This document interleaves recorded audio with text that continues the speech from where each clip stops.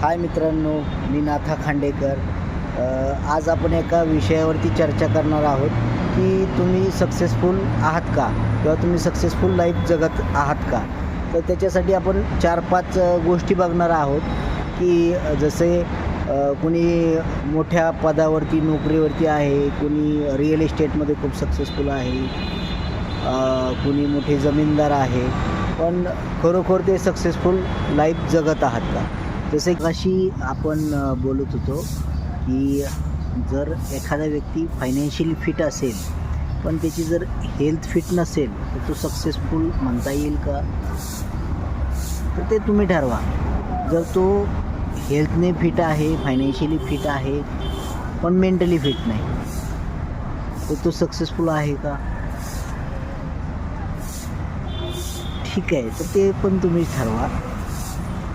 तर financially fit असणं successful पर्सनचा 70% criteria आहे, पण त्याच्यासोबत फायनान्शियली फिटसोबत या गोष्टीही त्याला जोडूनच येतात. ते माझ्या दृष्टीने मी त्याला सक्सेसफुल म्हणतो की फायनान्शियली फिट म्हणजे तुम्हाला घर चालवण्या इतपत पैसे इथून पुढे येणार आहेत, कुणालाही तुम्हाला मागण्याची गरज पडणार नाही आहे. त्याच्यानंतर तुम्ही फिजिकली फिट आहात, काही आजार पण नाही आहे, कुठे डॉक्टरला पैसा चाललेला नाही आहे. त्याच्यानंतर तुम्ही मेंटली फिट आहात, कुठलेही ताणतणाव नाही आहे, कुठलीही स्ट्रेसफुल लाईफ जगत नाही आहे, कुठलंही टार्गेट घेऊन जगत नाही आहे, किंवा उद्या काय होणार याची मला चिंता नाही आहे. त्याच्यानंतर तुम्ही रिलेशनशिपमध्ये तुम्ही हॅपी आहात, म्हणजे तुमचे मित्र चांगले आहेत, किंवा तुम्ही कुणाला टाळण्याचा प्रयत्न करत नाही, किंवा घरी गेल्यानंतर तुम्ही मुलांना बघून तुमच्या चेहऱ्यावरती हसू येते, किंवा आईवडिलांना बघितल्यावरती तुम्हाला हॅपीनेस येतो, त्यांनी तुम्हाला बघितल्यावरती हॅपीनेस येतो, किंवा बायको किंवा तुमचा पती यांनाही एकमेकांना तुम्ही आनंद देता.